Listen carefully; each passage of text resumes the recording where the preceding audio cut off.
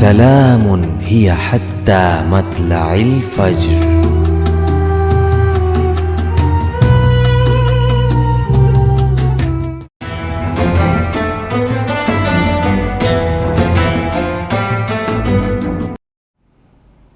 بسم اللہ الرحمن الرحیم. السلام علیکم ناظرین.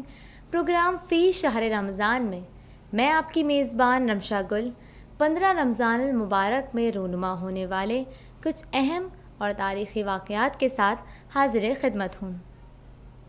ناظرین، امام حسن رضی اللہ تعالیٰ عنہ امیر المومنین حضرت علی رضی اللہ تعالیٰ عنہ کے بیٹے اور پیغمبر اسلام صلی اللہ علیہ وآلہ وسلم کی بیٹی حضرت فاطمہ رضی اللہ تعالیٰ عنہ کے وطن مبارک سے تھے. حضرت امام حسین رضی اللہ تعالیٰ عنہ آپ رضی اللہ تعالیٰ عنہ کے چھوٹے بھائی تھے. پیغمبر اسلام نے بارہا فرمایا تھا کہ حسن اور حسین رضی اللہ تعالیٰ عنہ میرے بیٹے ہیں.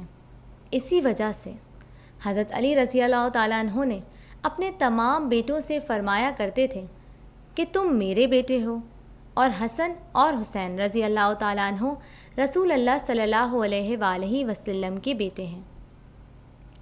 امام حسن مجتبیٰ رضی اللہ تعالیٰ عنہ کی ولادت 15 رمضان المبارک سن 3 ہجری کو مدینے میں ہوئی تھی.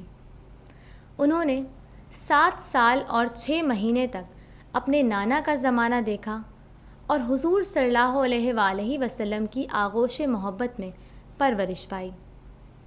پیغمبر اکرم صلی اللہ علیہ وآلہ وسلم کی رحلت کے بعد آپ اپنے والد ماجد کی زیر تربیت آ گئے تھے.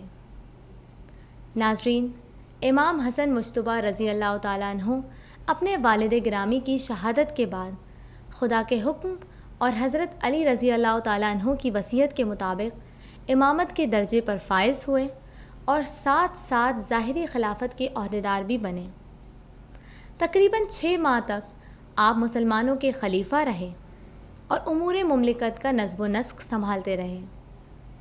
انہوں نے بعد میں امیر معاویہ رضی اللہ تعالیٰ عنہ سے صلح کر لی اور اقتدار سے دستبردار ہو گئے. جی ناظرین، یہ تھے 15 رمضان المبارک میں رونما ہونے والے کچھ اہم اور تاریخی واقعات. آپ سے ملاقات ہوگی اگلے پروگرام میں. تب تک کے لیے مجھے دیجیے اجازت. اللہ نگہبان.